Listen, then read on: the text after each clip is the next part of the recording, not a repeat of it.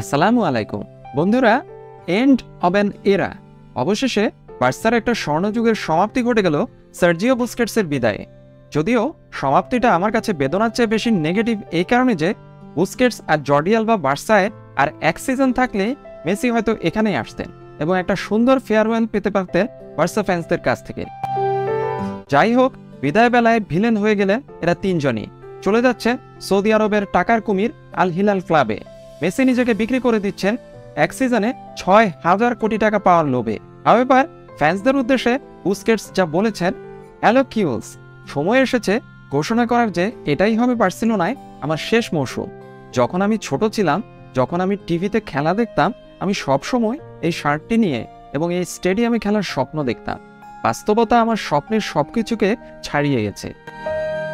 যখন আমি একজন যুব খেলোয়াড় হিসেবে এখানে আসি, তখন কে ভেবেছিল যে আমি বিশ্বের সেরা ক্লাবে ১৫টি সিজন কাটাতে পারবো। আমার জীবনের যে ক্লাবটির আমি একজন ভক্ত, সদস্য এবং অধিনায়ক হব, এবং আমি ৭০০টিরও বেশি ম্যাচ খেলতে পেরেছি। এত বছর ধরে এই ক্রেস্টের প্রতিনিধিত্ব করতে পারা একটি গর্বের, একটি স্বপ্ন এবং একটি সম্মানের বিষয়। সবকিছুরই একটা শুরু আছে এবং শেষ আছে, এবং যদিও এটা সহজ সিদ্ধান্ত ছিল না, আমি মনে করি সময় এসেছে। আমি সেই সমস্ত লোকদের ধন্যবাদ জানাতে চাই যারা এটি সম্ভব করেছে। ক্লাবের কর্মী, ফিজিওথেরাপিস্ট, পরিচালক, সভাপতি, কোচ, অ্যানালিস্ট এবং সর্বোপরি আমার সতীর্থ, যাদের সাথে আমি সবকিছু শেয়ার করেছি। ধন্যবাদ।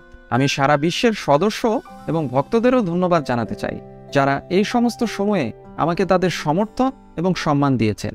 এবং অবশ্যই আমার পরিবারকে, যারা সব সময় ভালো এবং খারাপ সময়ে আমার পাশে থেকেছে, আমাকে সঙ্গ দিতে এবং আমাকে সুখী দেখার জন্য অনেক কিছু ত্যাগ স্বীকার করেছে।